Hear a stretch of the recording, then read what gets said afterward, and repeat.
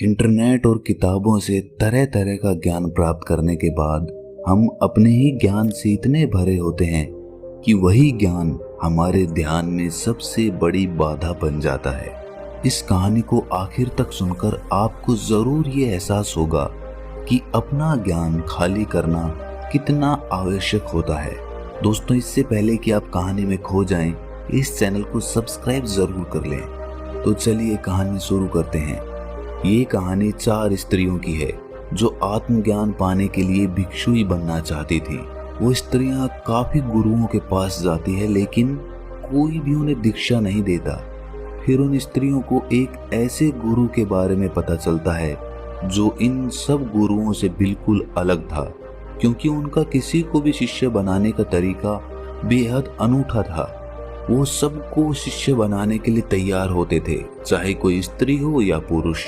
लेकिन वो सभी को शिष्य बनाने से पहले उनसे एक प्रश्न पूछा करते थे। वो चारों स्त्रियां बहुत ही आशा के साथ उस गुरु के पास जाती है। उनके पास पहुंचकर वो उन्हें प्रणाम करती हैं। तब वो गुरु उनसे आने का कारण पूछते हैं। तब वो चारों स्त्रियां कहती हैं कि गुरुदेव, हमने अपने जीवन में मन की शांति खोजी, लेकिन वो शांति हमें कहीं नहीं मिली, जिसकी तलाश में हम ना जाने कब से कहां कहां उसके लिए भटक रहे हैं। हम आपसे दीक्षा लेकर भिक्षुई बनना चाहती हैं और परम सत्य की खोज में लगना चाहती हैं। वो गुरु कहते हैं कि ठीक है, मैं तुम्हें दीक्षा दूंगा, लेकिन उसके लिए तुम्हें मेरे एक प्रश्न का उत्तर देना होगा।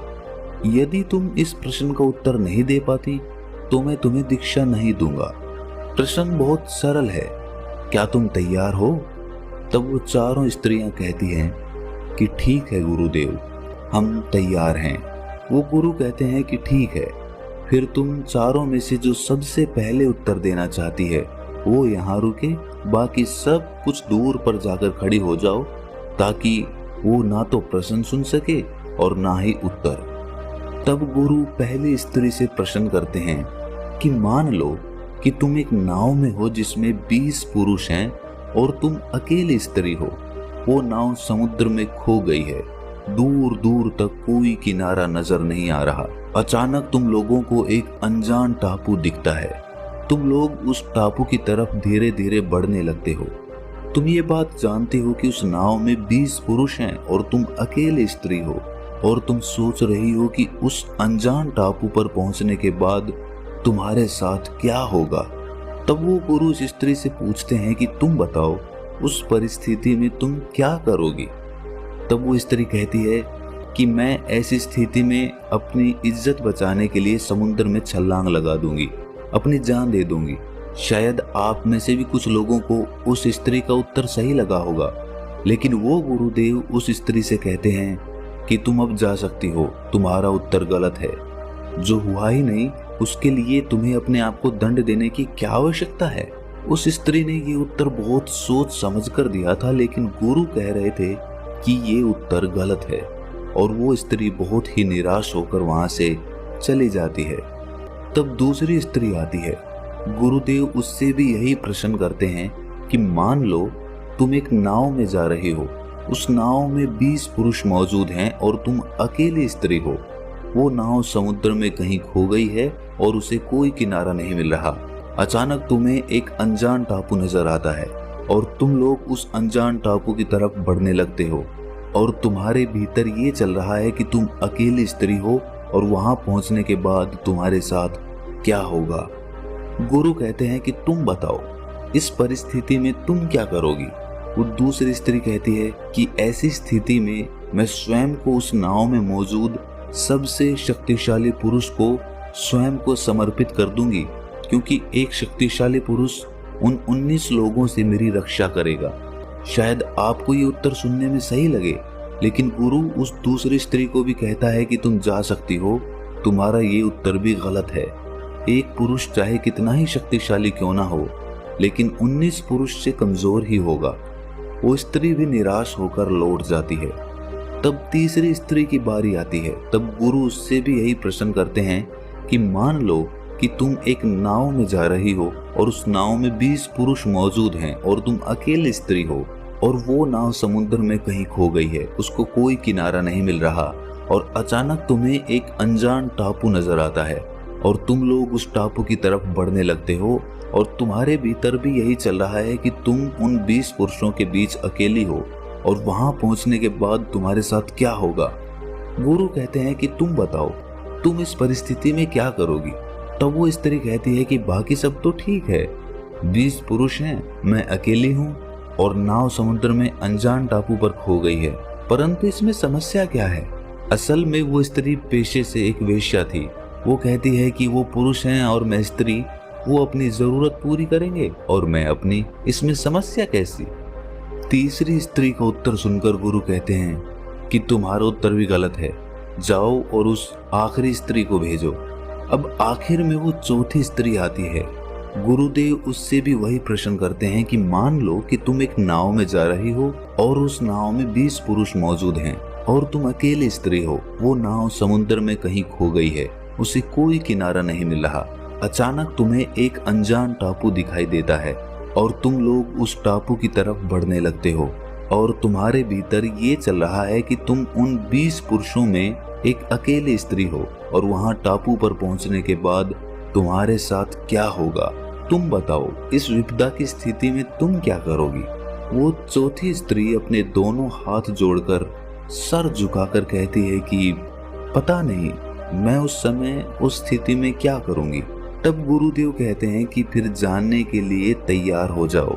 जिसके पास पहले से ही कोई बनावटी उत्तर नहीं है, वही सच्चा उत्तर खोज सकता है।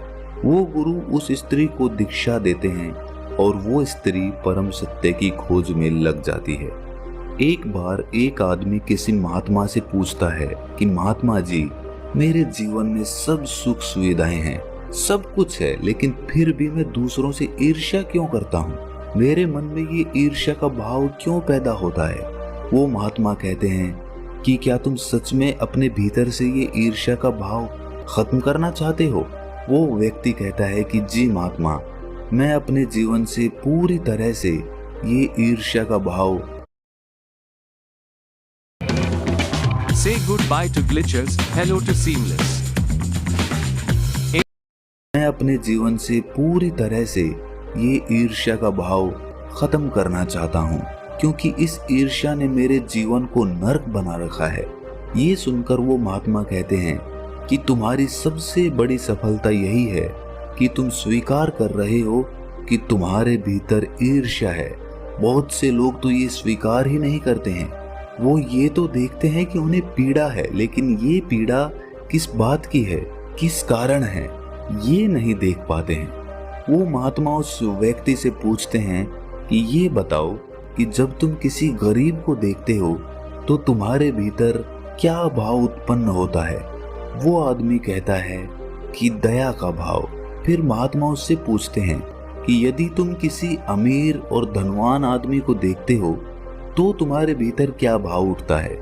वो आदमी कहता है कि जब मैं किसी अपने जैसे धनवान आदमी को देखता हूँ तो मेरा मन कहता है कि मैं उससे और अधिक धन कमाऊं और अमीर बन जाऊं।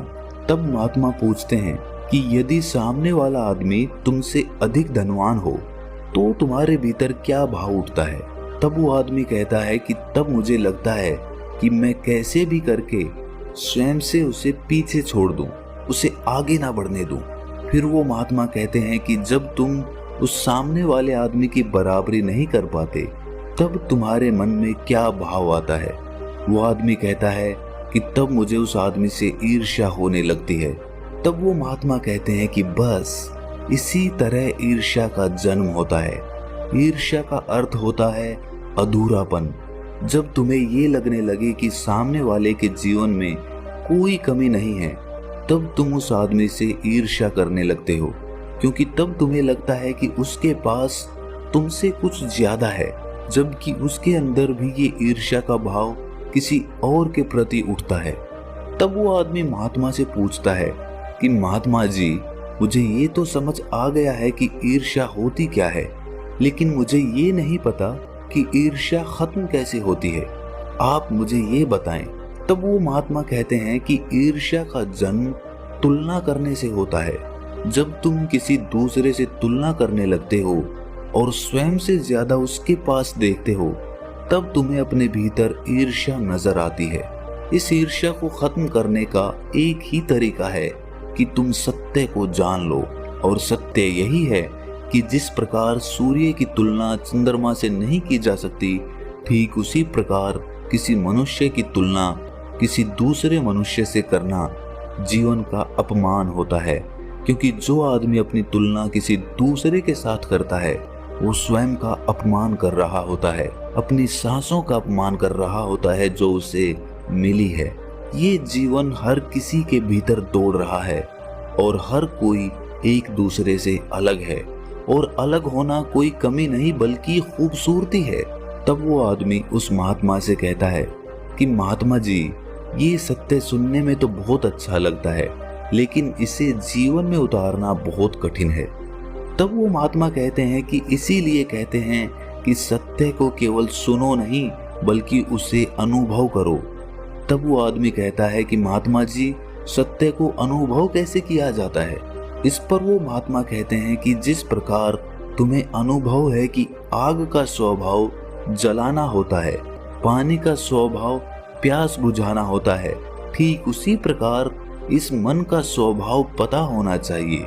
तुम्हें पता होना चाहिए कि ये मन कब किस प्रकार की चाल चलता है, क्योंकि ये मन ही है जो तुम्हें किसी और से तुलना करने पर मजबूर करता है, किसी से ईर्ष्या करने पर मजबूर करता है। वो आदमी उस महात्मा से पूछता है कि महात्मा जी, इस मन का स्वभाव कैसे पता चलेगा? तब वो महात्मा कहते हैं कि ध्यान के द्वारा। ध्यान ही एकमात्र ऐसा रास्ता है जिस पर चलकर आप अपने मन के भाव समझ सकते हो। इस पर वो आदमी कहता है कि परंतु ध्यान करना तो बहुत कठिन है।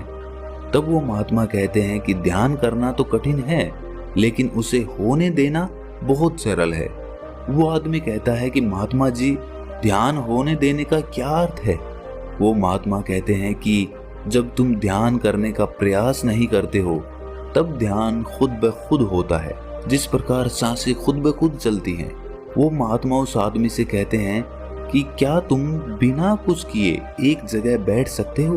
तब वो आदमी कहता है कि मैं बैठ सकता हूँ। वो महात्मा कहते हैं कि बस ध्यान के लिए इतना ही प्रयास चाहिए, बाकी उसके भीतर जो भी होता है उसे उसके हाल पर छोड़ दो।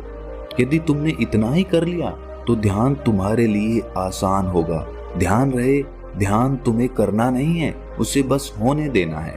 दोस्तों, कमेंट सेक्शन में आपके ध्यान में आने वाली बाधा को जरूर साझा करें, और अगर ये कहानी आपको अच्छी लगी तो इस चैनल को सब्सक्राइब कर लें और इस कहानी को अपने मित्रों के साथ साझा जरूर करें। तो मिलते हैं अगली कहानी में, तब तक के